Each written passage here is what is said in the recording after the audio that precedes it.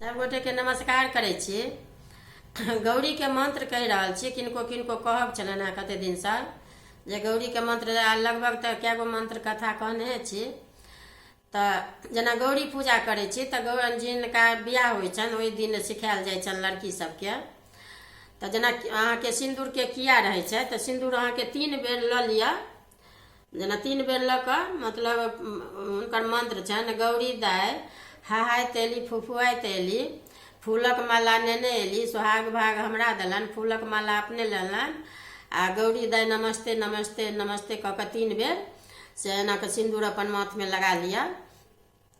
तो वहीना कह के गौरी दाय हाय तेली फुफुआई तेली चन्नक डारि तोड़ते एली सुहाग भाग नेने एली चन्नक डारि अपने लेलन सुहाग भाग हमरा दलन गौरी दाय नमस्ते नमस्ते कह के से अहिना कह के 3 बेर। तो 2 बेर भ गेल। अहिना 1 बेर गौरी दाय हाय तेली फुफुआई तेली फूलक माला नेने एली फूलक माला अपने लेलन सुहाग भाग हमरा दलन गौरी दाय नमस्ते नमस्ते कह के 3 बेर वह अपन सिंदूर पढ़ के 3 बेर लगा लेब। ओकरा बाद अपन नवेद सब रहे छन तो अपन उसरे के प्रणाम कऽ लेबन। तो गौरी के यह मंत्र छियन।